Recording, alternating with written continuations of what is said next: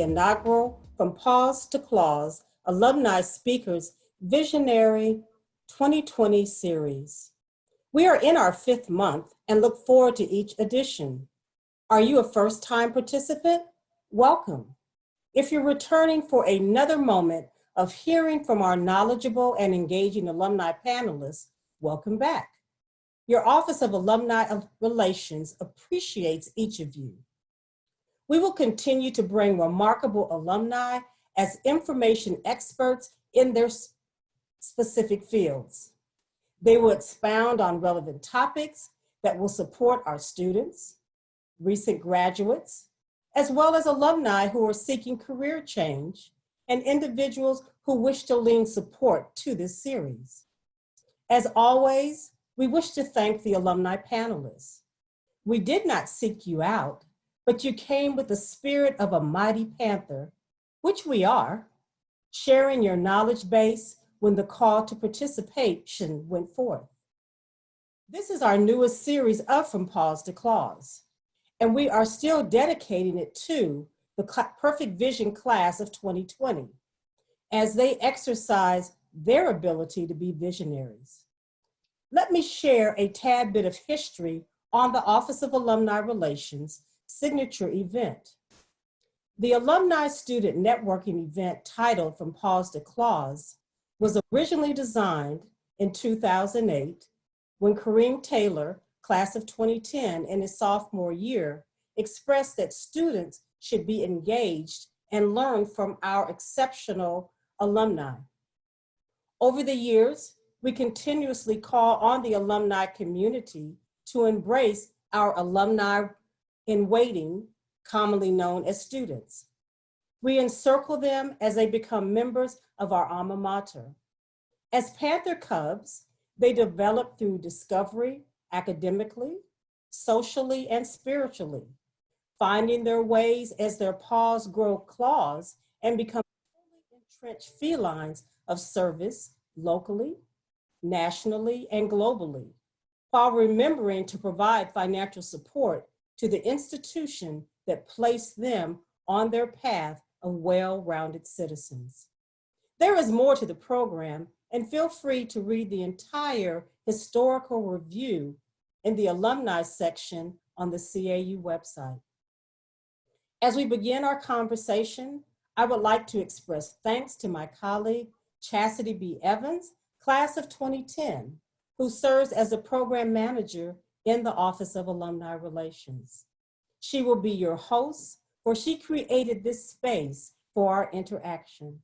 Chastity, it is now time for you to begin the exchange. Well, thank you so much, Alumna Galen E. Gatewood Joshua, for that wonderful introduction and historical context. Thank you again. Welcome, everyone. Thank you all for joining your Office of Alumni Relations for the Vision 2020 series. When you reach the top, remember to send the elevator back down for others.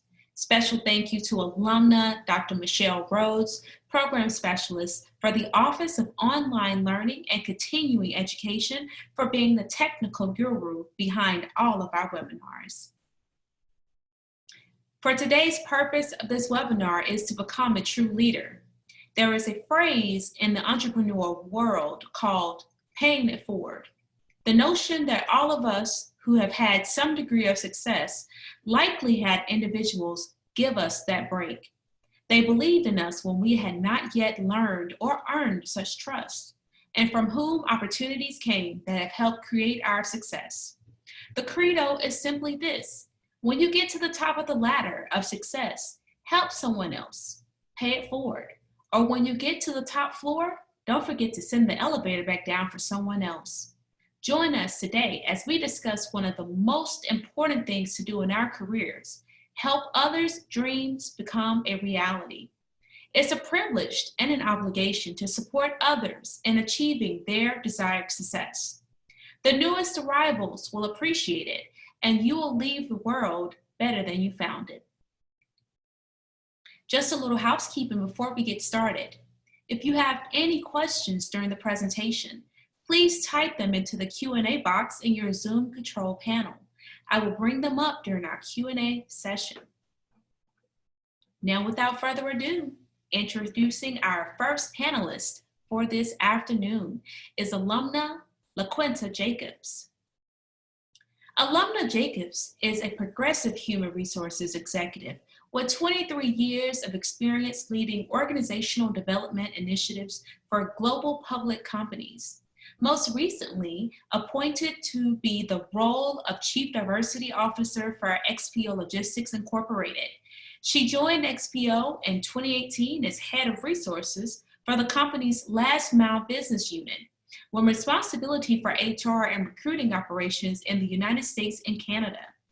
Prior to XPO, Alumna Jacobs championed inclusivity in senior HR roles in Delta Air Lines Incorporated, the Home Depot Incorporated, Turner Broadcasting Systems Incorporated, and the Georgia-Pacific Corporation, among others. Alumna Jacobs also has a degree in psychology from Clark Atlanta University. Thank you so much, Alumna Jacobs, for joining us today and for serving your alma mater. How are you doing today? I'm doing wonderful. Thank you for having me. Awesome. Thank you. We're going to go into your first question for this afternoon. As the new Chief Diversity Officer at XPO Logistics, how does it feel to be the first person to have this position?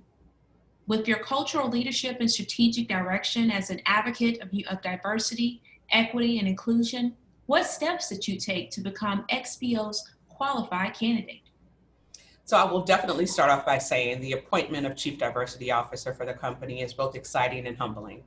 It is a role that the weight sits preciously on my shoulders, and I understand the responsibility that has been given to me.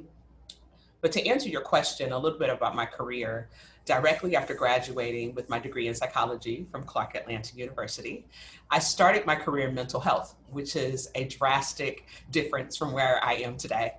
And after about 2 years in the field, I naturally navigated from the clinical side to the people organization side. And I got my kind of experience getting involved in campus recruiting, interviews, coaching and counseling, various initiatives. And this is where my personal connection to the work in human resources began. From there, my career journey in HR began with entry-level roles in human resources with a staffing firm. And I was then hired into a rotational leadership program with Georgia-Pacific. And this is where I like to say I cut my chops, right? This is where I really got the grit of my HR experience. The role included everything from college recruiting, EEOC, affirmative action, compliance, employee relations, organizational change, labor relations, benefits, like all of the components of HR. And as my career progressed, so did opportunities of greater responsibility to include an expatriate assignment in Cebu, Philippines with NTR Corporation. I've had experiences in consulting and leading HR functions for business units and for various companies. And this role as CDO is a culmination of my experience, both leadership, internal consulting, program design, and implementation. And it's afforded me the opportunity to manage a center of excellence, which I haven't had before in my career. That is awesome. Oh my gosh, and a lot. So we are super happy for you. And we were so happy to blast it all over our social media channels. I was like, whoop, whoop, we got to get her. So thank you. Congratulations. So who was your person that gave you that break because they believed in you when you had not yet earned such trust? So, from these opportunities that came that have helped you create your success, is your person, I guess, still alive or still in your life? And why are these types of relationships important to maintain? A lot of us need to instill these relationships, and we need to know what different types of relationships that we need to instill in order to get to this level.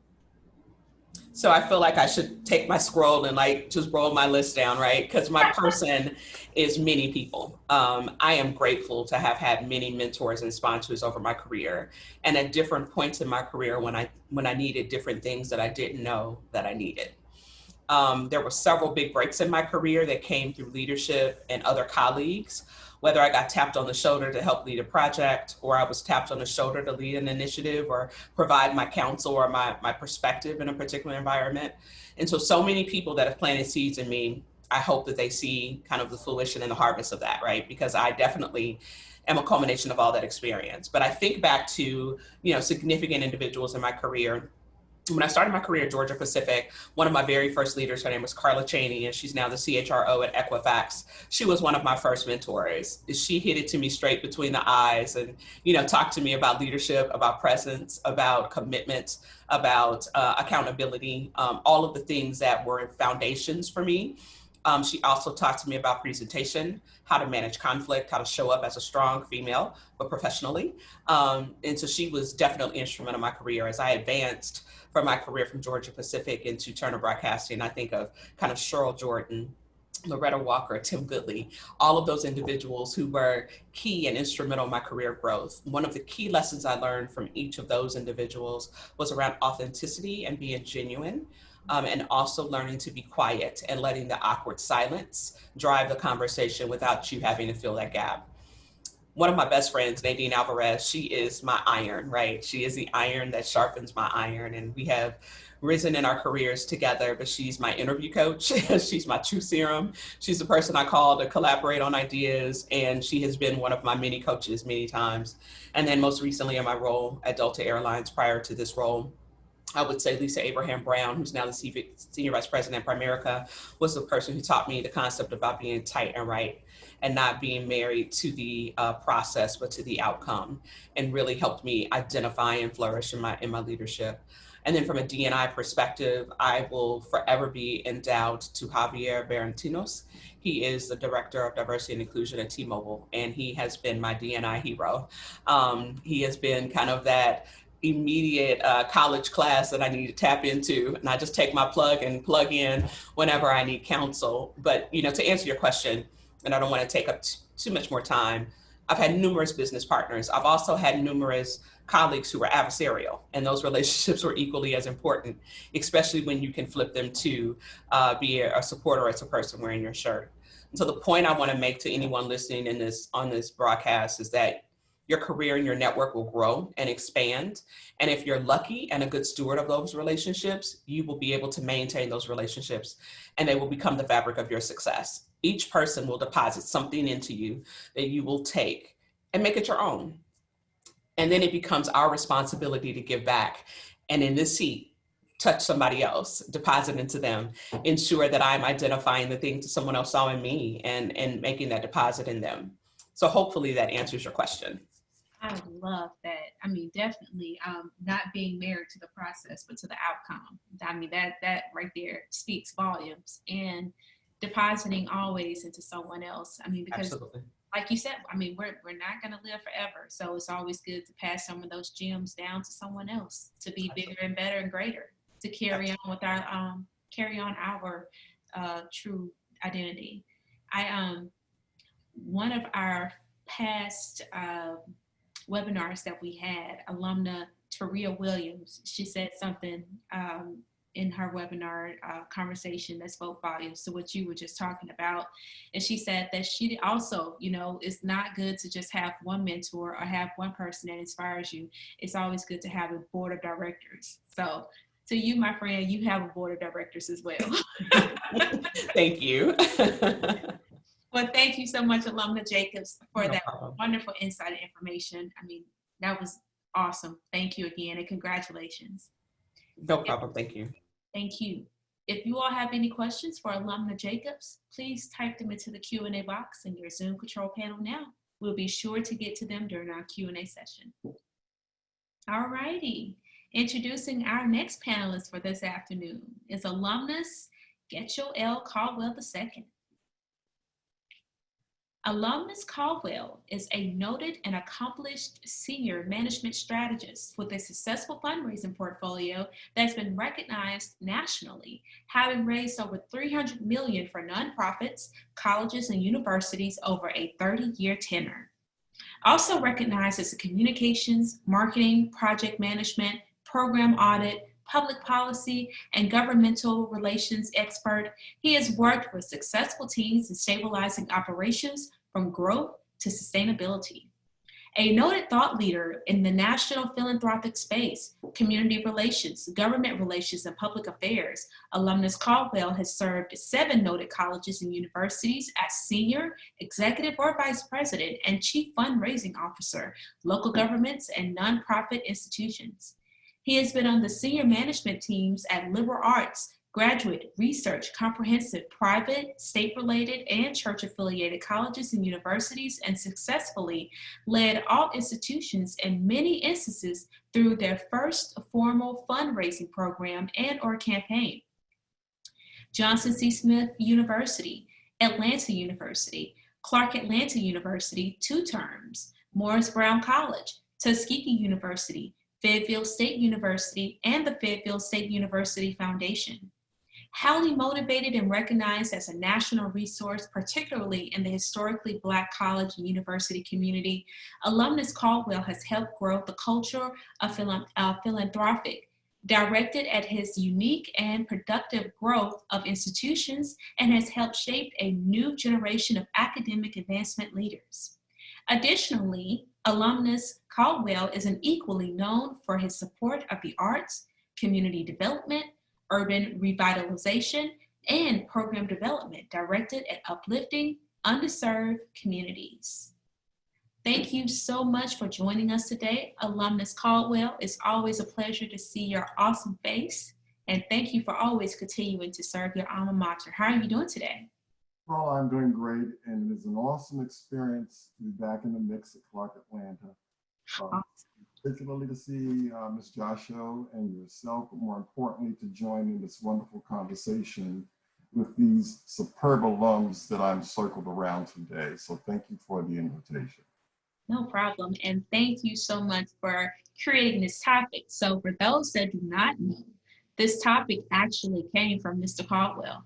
Him and Ms. Joshua were talking one day, and she was like, "Hey, Chastity, Mr. Caldwell has an idea for you for a webinar.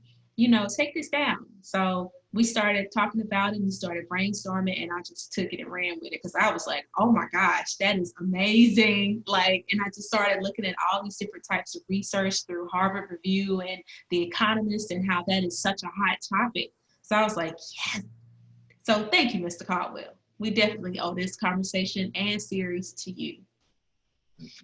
So we know that different times and different circumstances call for different leadership skills. When it comes to managing your own career as the founding principal of the Fundraising Clinic LLC, how do you prepare yourself to move up?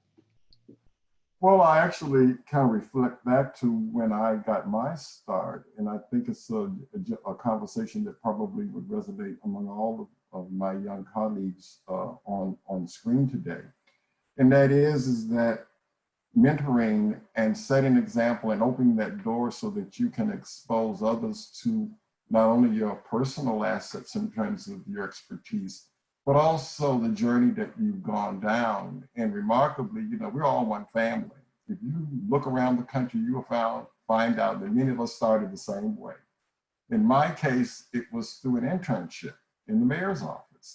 And that internship grew out of the requirements for me to obtain the Master's of Public Administration at Atlanta University at that time, in which I graduated in '79. But the requirement was so profound in terms of sort of anchoring one for one's career that it led me to write my graduate thesis around what I found in my internship.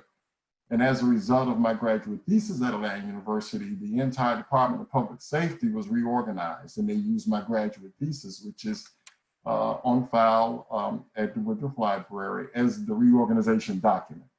That then brought spotlight onto my work, and then I was accepted into Maynard Jackson's mayoral internship program. And then as a result of that, I was immersed directly into one of the most challenging scenarios that anyone wants to be exposed to, and that was the missing and murdered children. So I was attached to the Department of Public Safety. And then I did initially all of the negotiations and information between the Atlanta business community and the investigation. So I obviously learned through that process how to not only communicate and make presentations to a business community because they wanted to be kept updated about what was happening with the murders in Atlanta, but more specifically, it gave me reach into the political process, but more importantly, leaders across the community. And then having, at that time, there were very few Blacks that interfaced with the Atlanta Chamber of Commerce and having that experience. So all that said, it came from Atlanta University. And then from that experience, you know, I was led to North Carolina. And I had a wonderful experience at my first institution, Johnson C. Smith University. At 28, I was appointed the first senior administrator ever in the history of the institution. And that was great because I took them through their first capital campaign. And as a result of that wonderful effort, Atlanta University acknowledged me because they had just claimed financial exigency, and then I was recruited to come to Atlanta University to run their development operation. At that time, they had a director-dean system, and so I was appointed director of development.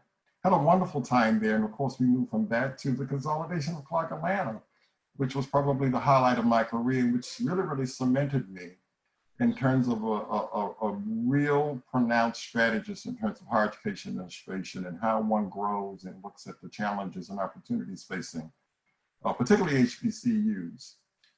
And out of that wonderful experience with the consolidation, then appointed as the assistant vice president, we had a long journey with my mentor, Thomas W. Cole Jr., the founding president of Clark Atlanta. As fate would have it, then you grow a little bit and then there's time to move on. And then I went to Morris Brown College as chair of the management team and took that school through one of its most pronounced challenging periods. I was chair of the management team that ran Morris Brown through the public criminal trial, unfortunately, of its president at that time.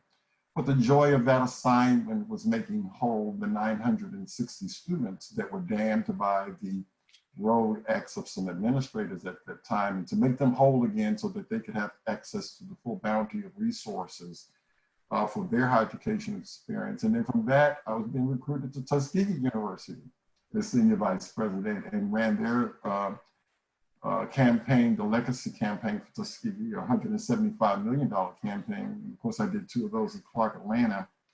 And then I was the one who raised the money for the Tuskegee Airmen Museum and saw it from initial funding all the way through its opening. And then North Carolina came, the UNC system invited me to apply for vice chancellor and president of the Federal State Foundation. And of course, that was wonderful. And then I ended up, as part of that portfolio, doing some special assignments for the president of the UNC system, who was Margaret Spellings, who was also at that time the Secretary of Education when I negotiated the release of those 960 students. So God has blessed me with a wonderful career, much of it anchored at Clark Atlanta University, more specifically Atlanta University during those years. And so all I can say is that, you know, you got to become a subject matter expert in whatever area that you identify. You know, no one wants to deal with someone who cannot bring something to the table that moves the needle forward in any organization. You got to be a team player and you got to listen. You got to respect the cultural ethoses in an organization, for if you don't, you end up going down lanes that are very unproductive. You have to be respectful to the protocols and the dynamics in an organization. But you should keep your door open. From my perspective, most of my career has been keeping higher education, so it was easy to do. And it said, it spoke to it in my bio, I have probably created more Afro-American development officers than any other personality in the HBCU development world. And that really started with the eagerness of some of the bright young people I met when I worked at Clark Atlanta University. Galen is a testament to that. The young people that would just line up to the doors that wanted to not necessarily be in my office, but wanted to touch alumni affairs or wanted to touch fundraising. I wanted to know, how does this thing work? And obviously a good mechanism to do that was the Pre-Alumni Association that's managed by the Alumni Affairs Office. And most of those kids came out of that dynamic when they would go on the road and see other leaders making decisions and participating and projecting their perspectives on audiences and all of that. So I think you always have to open that door for mentoring, because you have to understand you walk through that same door. And you have to understand talent, and you have to be flexible enough to understand that young people aren't going to do it necessarily your way. Exactly. These kids, they're much smarter than we are. I mean, with all of the tools they have at their disposal, they can outthink you, out-research you, and some of them have had experiences that are more devastating on both sides, either in terms of high performance or either in terms of some tragedy or some significant struggle in their life. But if you recognize, and this is what my mother has taught me, just common sense, that everybody has something to offer. And if you recognize that everybody that you interact with has something to offer, then you can find those positive virtues. You can find that hidden talent. And then when you find it and push it, not only is that person growing from it, you're growing from it. I have learned more from young people that I have sitting in classrooms in some of the major universities around the world. And when you are authentic, you've got to be yourself. Because when people can feel your passion, your worth, when they know you're on top of your game, when they know that you want to follow through with what you say you're going to do, then you pass that on and you're building a new generation of leaders. The worst thing anybody can do, and I was fortunate enough to have people in my life like a Tom Cole, like a Lee Brown, Commissioner of Public Safety, like a Robert Albright, who was my first college president. Then, of course, the iconic Ben Payton, one of the longest serving presidents. And then to have the exposure of Carl Ware and an Ingrid Sanders Jones, and to be exposed working at Clark Atlanta through the whole Coca-Cola system. If you get exposed to how Coca-Cola gives away money, then you can best well do that in approaching any company around the world. And so when you look at the assets that you walk away with from Clark Atlanta, and then your obligation to honor your motto of finding a way of making one in culture for service, you don't have any problem opening the door and sitting that elevator back. In fact, you get up every morning hoping that somebody's pushing the button to get on so that you can receive them and share what you've learned in life, but more importantly, take a glimpse of a new diamond that is being carved to take your place. Because, you know, we really do have to train generations to take our place as those before us did. Well, and then when you get your footsteps in, you can end with the satisfaction to know that you made a place for someone else. now, as you was talking about that, Mr. Caldwell, you know, what abilities, I guess, should young would-be executives focus on developing as they choose, you know, as they select companies, functions, and jobs? Like, why? Well, number one, you got to know yourself to have self-discipline, Mm-hmm. to prepare yourself, number one, because you have to have a skill set that you're going to put on the table that someone wants to use to make the organization better, or to reach goals, or to push the organization in a new strategic direction. Number three, you got to be intentional about what you do every day. If you don't get up and you don't have the mindset that you're going to move the needle on something that day, or be prepared for whatever comes your way, then you are no good to the company, because that means, you know, an asset is being paid that is not delivering on. You got to be honest and truthful, because when you're honest and truthful, people will give you all kinds of responsibilities. And when I get back to being your authentic self, if you don't know who you are and you're faking it, then why would anybody want to put their trust in you or the trust of their organization for you to lead if you don't know who you are? And then lastly, you got to have a passion. I often say that I've been more successful in jobs when I said I would do this if you would even pay me. Now that's sort of foolish in terms of, you know, sustainability, but if you don't have that passion for that job, then people can see easily whether or not you're genuine about, you know, the kinds of strategies you're putting on the table. And then lastly, you have to learn to look 360. You got to look beyond what's in front of you. If you cannot look around the whole organization to see how you fit in, how you're impacting it, how you may be steering it in a right or wrong direction, then you are eventually not going to get to your goal. And so those are the things that I would look for in individuals, and I would hope that as people grow, that they would sort of kind of work towards incorporating some of those skill sets in their journey. And then lastly, and we all attended the United Methodist Institution, when all that is said and done, I like to deal with people, and I think we all can agree, folk who have some relationship to faith. Not about what religion you obviously or align with, but you have to understand that there's something bigger than yourself. And once you realize that, then you don't get stuck on yourself and you don't get caught in your feelings, and you know that it's bigger than you will ever be. So that's what I would want. Always bigger than you will ever be, especially when you're touching lives, you know, and helping them and uplifting them and leaving a legacy. So, which is what you're doing. And each and every last one of you all on this call, on this panel. So we're grateful, as I look up to you all, and I'm, you know, 25 and holding, but you know, that's cool. All right. Thank you so much, Alumnus Caldwell, for the essential tips, the helpful information, and the materials. If you all have any questions for Alumnus Caldwell, please type them into your Q&A box in your Zoom control panel right now. We will be sure to get to them during our Q&A session. Thank you again, Alumnus Caldwell. And it's great to see you. Nice to see you as well, and everybody. Thank you again. Introducing our next awesome panelist for this afternoon is alumnus Greg Cunningham. Whoop, whoop. All the way from cold Minnesota. Minneapolis. There we go, Minneapolis. Alumnus Cunningham is a senior executive vice president and chief diversity officer of U.S. Bank. And a member of the bank's managing committee. Alumnus Cunningham has served in this position since July 2020. From July 2019 until July 2020, he served as Senior Vice President and Chief Diversity Officer of U.S. Bancorp. Having served as Vice President of Customer Engagement of U.S. Bancorp from October 2015 when he joined U.S. Bancorp until July 2019. Previously, Alumnus Cunningham served for over 17 years in various roles in the marketing department of Target Corporation from January 1998 until March 2015.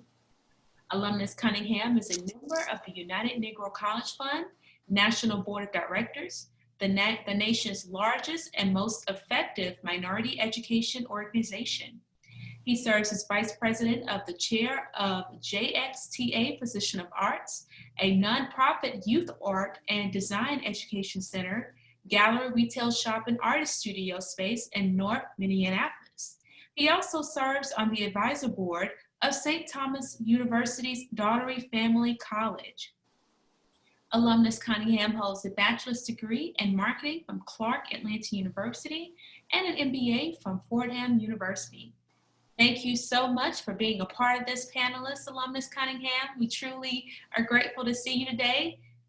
Congratulations to your new position. We are so happy to see you. Thank you. And Thank you, Chastity. we look forward to seeing what you got to say today to us. Let's do it. Thank you, Chastity. I'm thrilled to be here. Awesome. So, once people reach the C-suite, technical and functional expertise matters less than leadership skills and a strong grasp of business fundamentals. Chief information officers need to know how to create business models. Chief financial officers need to know how to develop risk management strategies. Chief human resources officers, they need to know how to design a succession plan and a talent structure that will provide a competitive edge.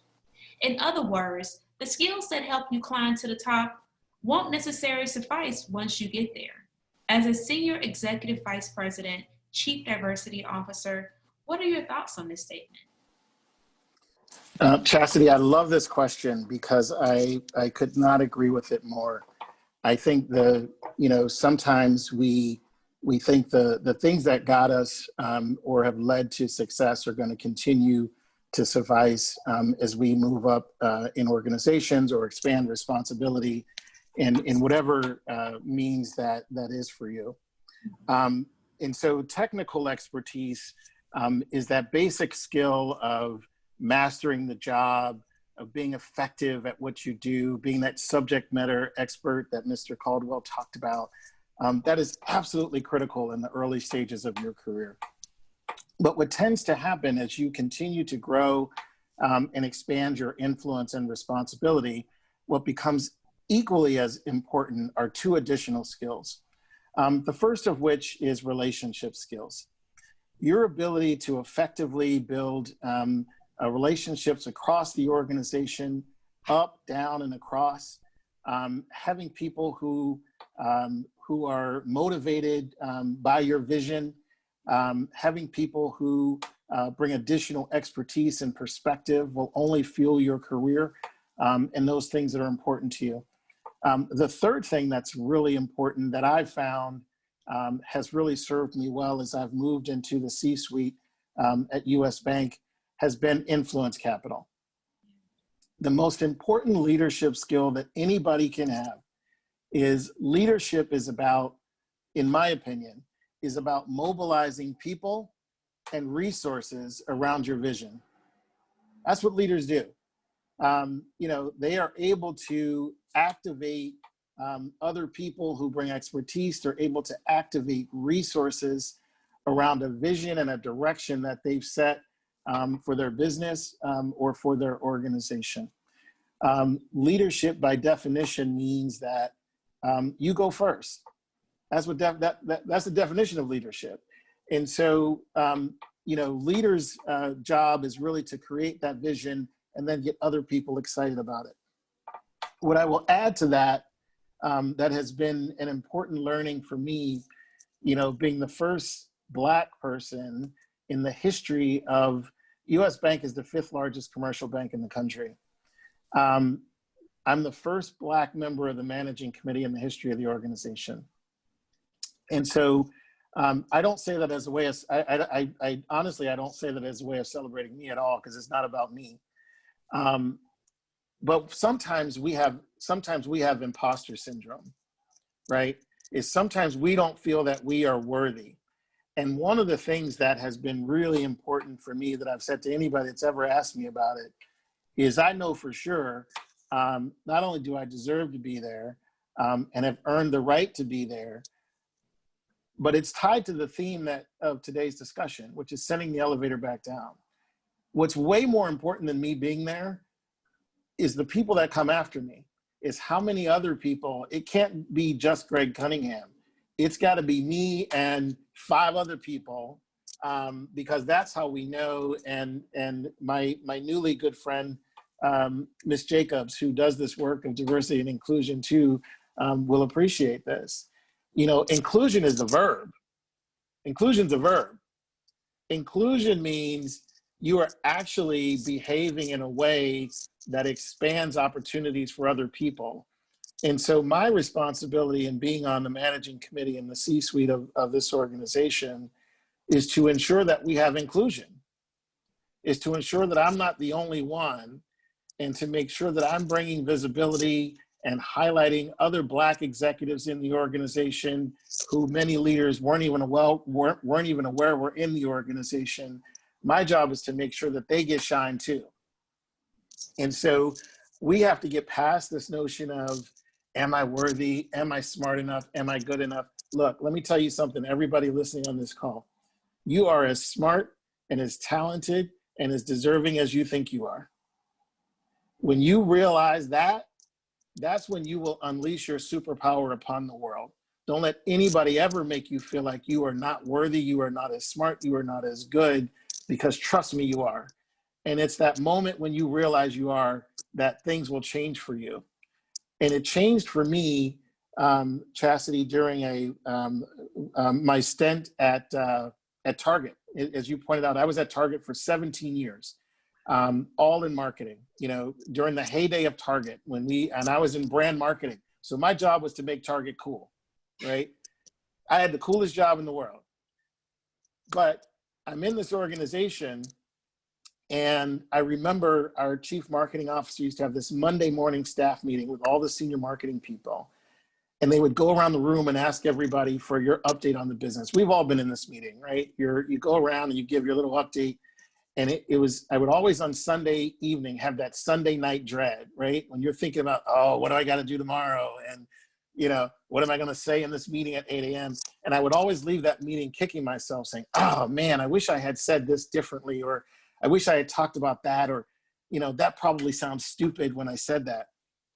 And one Monday I walked in and I said, you know what? I'm just going to talk about what I did this weekend. And I took my kids to see Akeelah and the Bee. And I'm sure you've all seen that movie, right? About the girl from Compton who wins this script selling bee. And what was important about that is I said to the organization, it's a great movie, but what was important about that movie was Starbucks actually underwrote that movie. Starbucks helped produce it.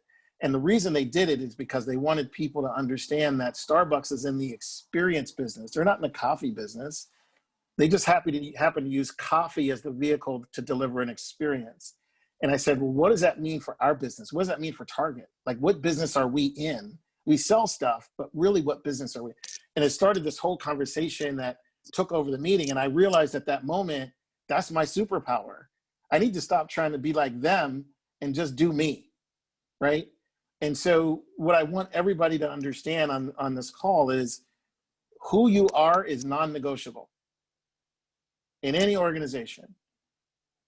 LaQuinta talked about this earlier, authenticity is everything. That is your superpower. Your life experience and what you bring to it is what these organizations want. And trust me, they need you far more than you need them. And so don't ever, ever sacrifice who you are, because that is the value that you bring to every organization and every room you walk into. Absolutely. I mean, I really want to say amen to that. Please. That's real. No, that's real though. That's real. At least it has been for me. That's amazing. So what skills should working executives hone as they strive to reach the next level? I mean, because like you stated, Starbucks, they are in the experience business, because when you go in there, it's an experience. Right. Coffee to me is not jacked, but the experience is amazing. So that's what you're paying for. Exactly. I think the things that Chastity, I'll be brief because I know we want to get to Dr. Bennett and questions. So there are a couple of things I think are important. One is to learn to work with people who don't necessarily agree with you. As you move up in the organization, the air gets really thin, and not everybody is going to agree with you. And what I choose to do is I love to engage in dialogue, and it's not really important to me that people agree with me. But what is important is that we can engage in a dialogue, but I won't engage in debate, because it's not about being right, it's about doing right.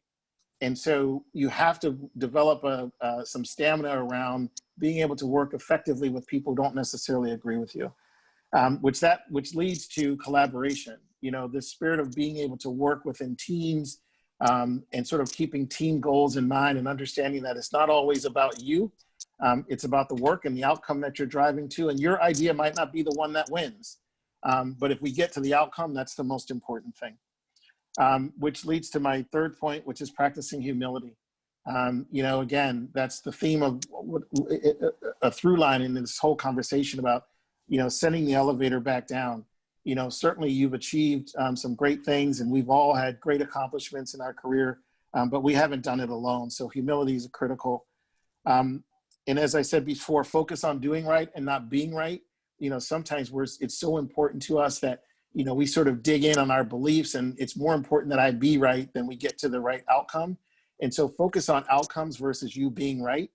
And then expand your inputs. Where are you getting your sources of information? I like to follow people on social media who don't necessarily see the world as I do, because you don't learn from a place of comfort. We all learn through discomfort. And so, expanding our inputs on social media and, not always just getting our news from the same sources. Sometimes you got to listen to people who don't see it as you do, because that helps inform your point of view, and it actually helps you make better decisions. And I'm going to put a plug in for the movie, The Social Dilemma. If you haven't watched it on Netflix, it's a fabulous movie that talks about truth and how we define truth. how we all sort of define truth for ourselves. And, you know, we use our inputs to sort of validate our truth and the way we see the world. And it doesn't necessarily make it true. It just means that we validate our point of view through the facts that we gather. And so anyway, I just put a plug in for that movie because it's really helped me think differently about seeing the world and seeing other points of view. So please drop that in the chat so we can all, you know, check that out. Social Dilemma, Netflix. Yeah. Social Dilemma. All right. Well, thank you so much. I think you just created my Facebook post for the day. Well, my social media post period for the day. I'm gonna go. I'll retweet you. I'm gonna I'll go. retweet you. Okay. Sounds like a plan. As soon as we get off, we're doing this. Let's do it. All right. Well, thank you so much, Alumnus Cunningham, for your best practices, your awareness, and for your information. I mean, this is amazing. I'm so happy for this panelist, and I'm excited to see what our next person has to say too. So if you all have any questions for Alumnus Cunningham, please type them into your Q&A box in your Zoom Control panel now, and we'll be sure to get to them during our Q&A session. Awesome. Last but never least, introducing our final panelist for this episode is alumna Dr. Nina A. Lyon Bennett. Alumna Dr. Bennett is a 1983 graduate of Clark College. She majored in sociology, and a 1986 graduate of Atlanta University, where she majored in sociology, medical sociology. She earned a doctoral degree in child and family development from the University of Georgia. She also earned graduate certificates in social gerontology from Atlanta University, women's studies from University of Georgia, and family financial planning from Kansas State University. She received certification in family and consumer sciences in the area of human development and family studies from the American Association of Family and Consumer Sciences. Over the course of her 30-year career in higher education, alumna Dr. Bennett has served in both leadership and instructional roles. From 2016 to 2019, she served as Director of Member Education and Strategic Research for EAB, formerly known as the Education Advisory Board in Washington, D.C. From 2009 to 2014, alumna Dr. Bennett was chair for the Department of Human Ecology at the University of Maryland Eastern Shore, where she also served as an associate professor of social sciences and human ecology. She began her teaching career in the Department of Sociology at Clark Atlanta University in Atlanta, Georgia, where she taught for 10 years. Alumna Dr. Lyon Bennett currently serves as Assistant Dean for Academics for the University of Arkansas at Pine Bluff, or known as UAPB, School of Agriculture, Fisheries, and Human Sciences. In this position, she supports department chairs in managing various aspects of academic programming, including curriculum and program development and assessment, student enrollment, and persistence to graduation. Alumna Dr. Bennett is responsible for fostering a spirit of excellence in the academic mission of the school, assisting the dean, director in developing and implementing policies and procedures, and providing creative leadership to department chairs as it relates to student mentoring and recruitment, retention, timely degree completion. Thank you so much, alumna Dr. Bennett, for joining us today, for always supporting your alma mater, and congratulations to your new position as well. Absolutely, thank you, I appreciate it. No problem at all. So we're gonna go ahead and go right into your question for today as well. You ready to take control? You ready? Yep, absolutely. I'm ready, I'm ready. So as a seasoned academic professional, Assistant Dean for Academics for the University of Arkansas at Pine Bluff, School of Agricultural, Fisheries, and Human Sciences, despite widespread acknowledgement that African American talent is integral to competitiveness, do you sense we still struggle to gain clout in the C-suite? Listen, I think that's a fabulous question, and the speakers that came before me, I have notes written all over my notes, and so I'm just like, oh my gosh. I mean, just fantastic answers, and I just appreciate everything that was said. The short answer to that question is yes. We still do struggle to gain clout to the C-suite. And I think Greg really said it well when he said, you know, I'm glad that I'm here, but it's not just about me.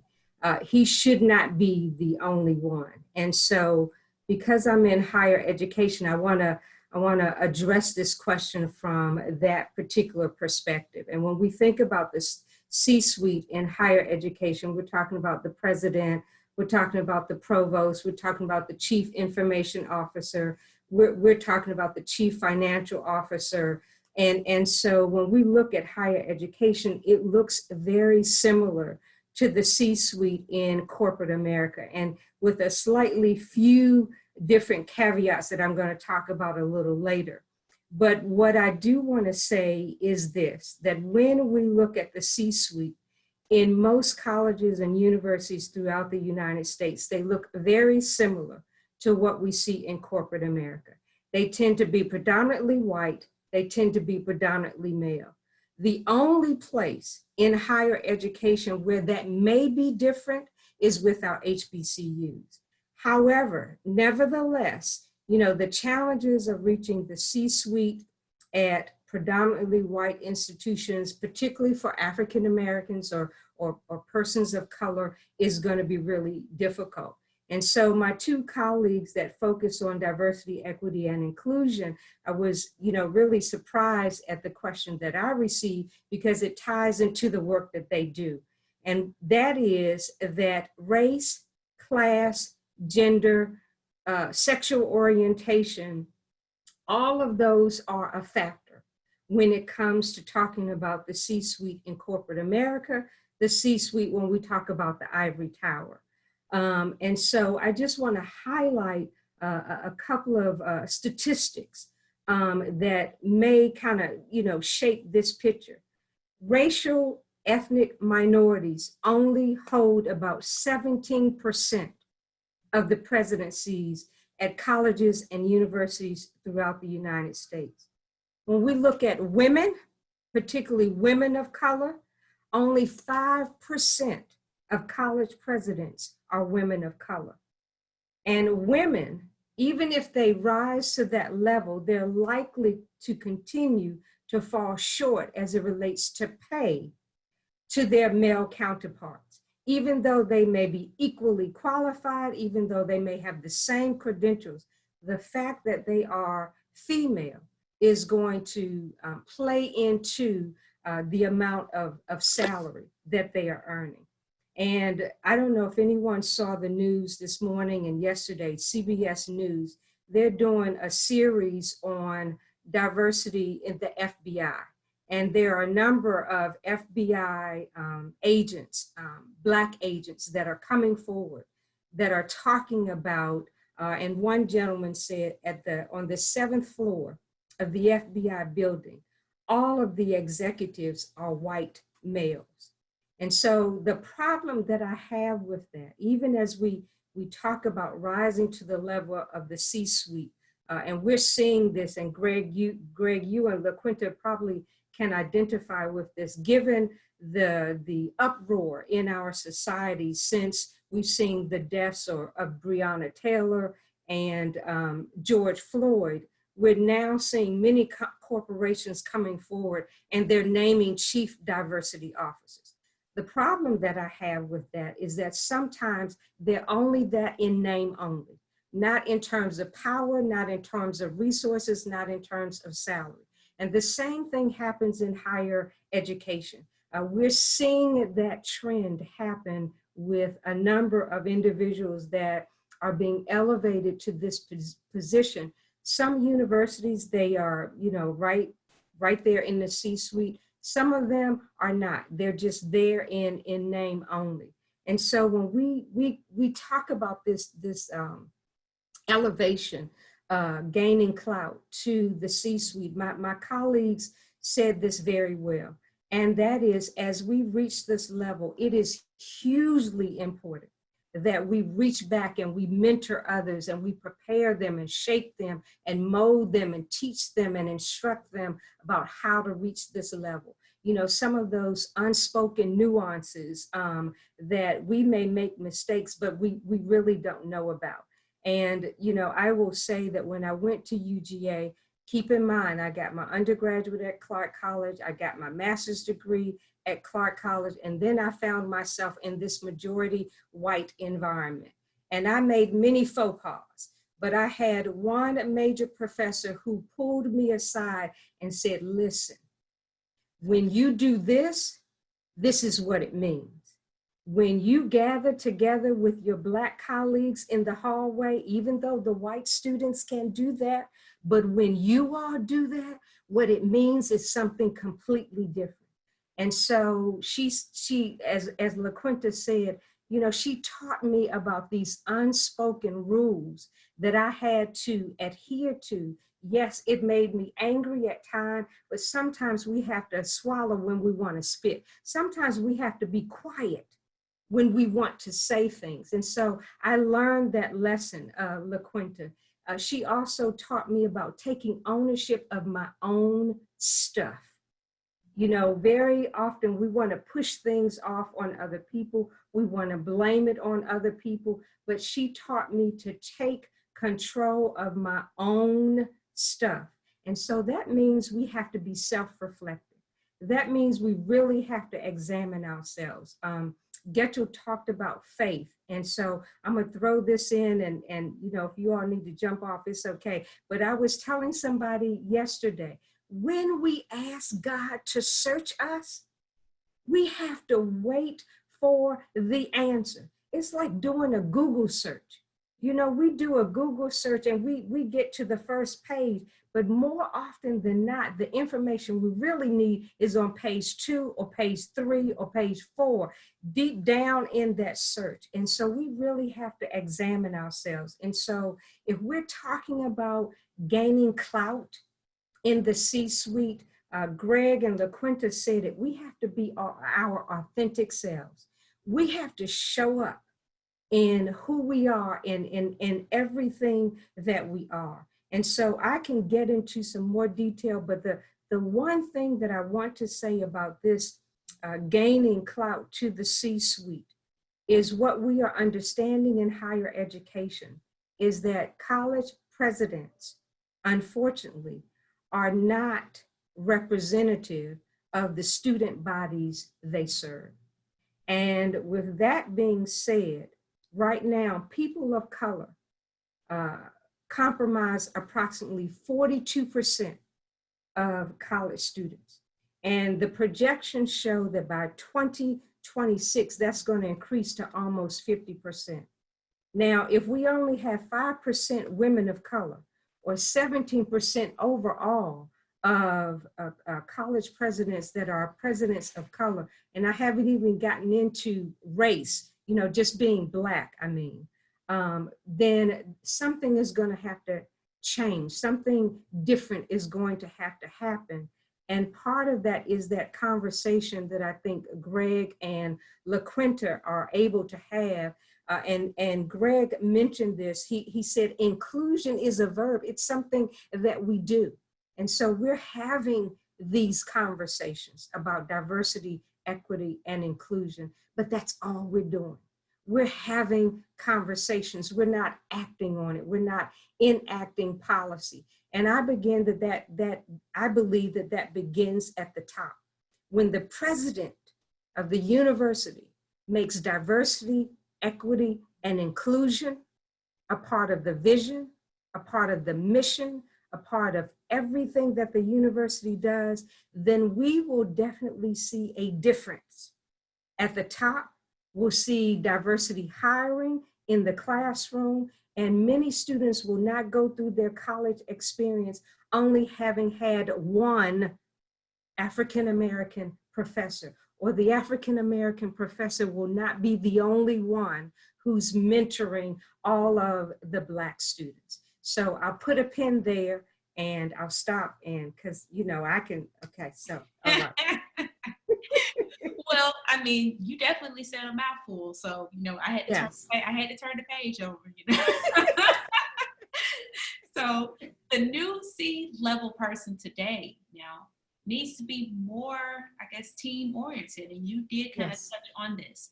Capable of multitasking continuously and leading without rank, and able to resist stress and make sure that his or her subordinates do not burn out.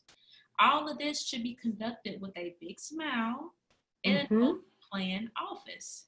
Mm-hmm. Now, in other words, we're looking at a whole new breed of top executives. Yeah. How is higher education facilitating or fostering this new spirit of excellence, this new normal? I think that's an excellent question, and one of the things, you know, and I alluded to this before. One of the things that they are doing now in higher education is this Chief Diversity Officer. That is one of the things that they, you know, many institutions of higher education are doing. The other thing that I want to point out as we think about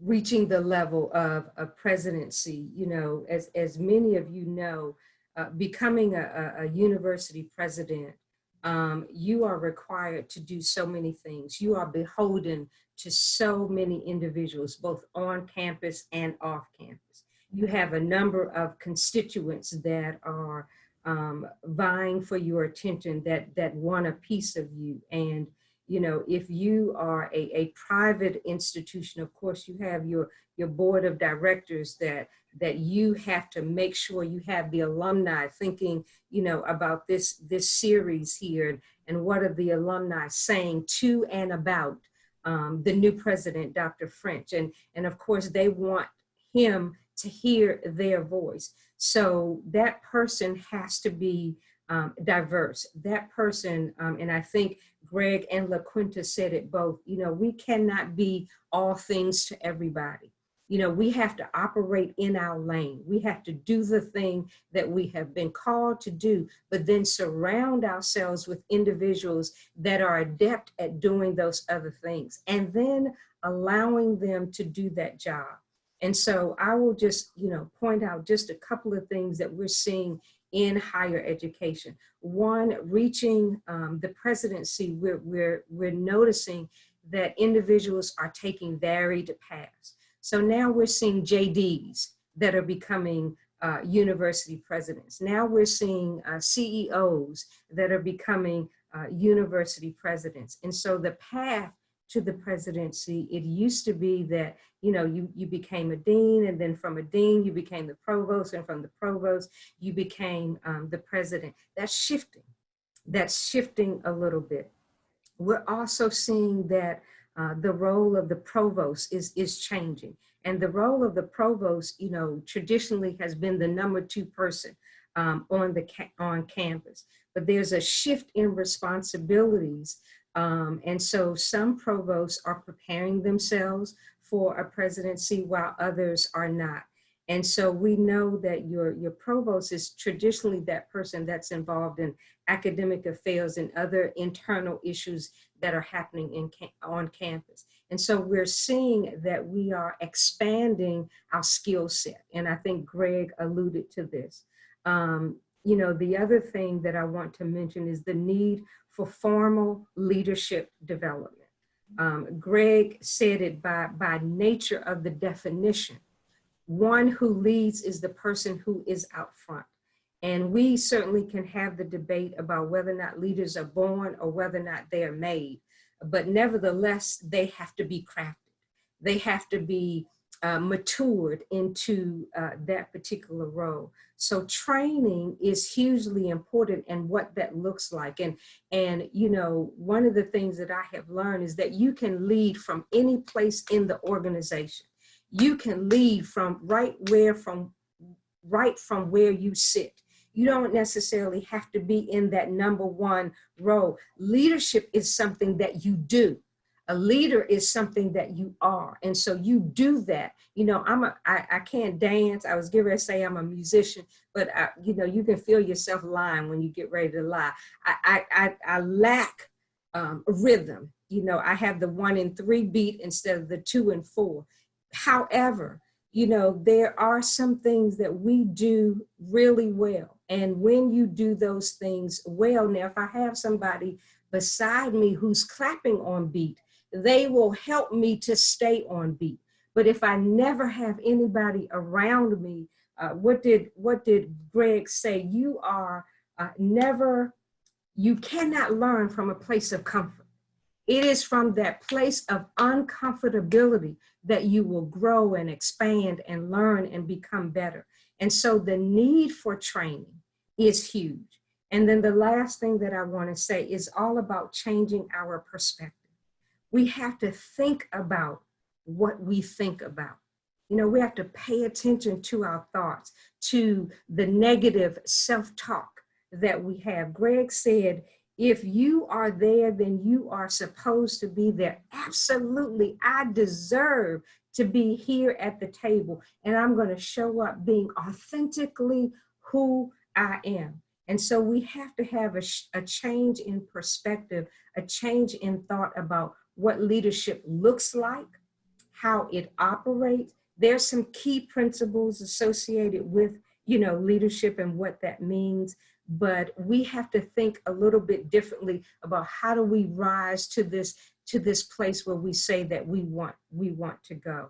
So having said that, I am going to stop here and open it up for the Q&A. Well, last but not least, this is your question. What does gathering by all of the Black students in the hall means? This is from alumnus Alonzo Campbell. Listen, when you are at a PWI, a predominantly white institution, when all the Black students gather together in the hallway, it looks like an uprising.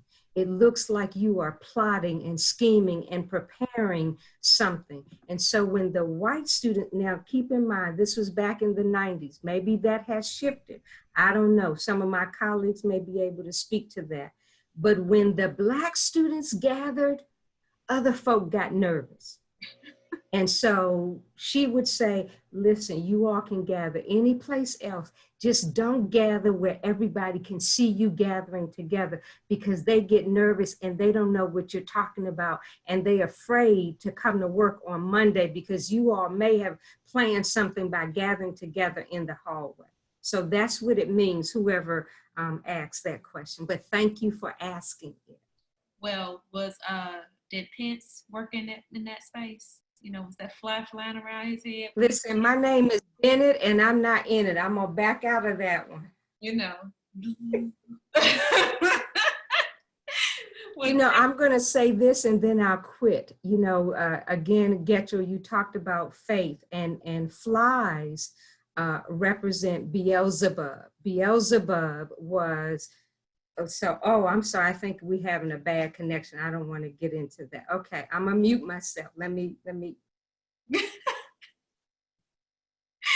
Next, part 2.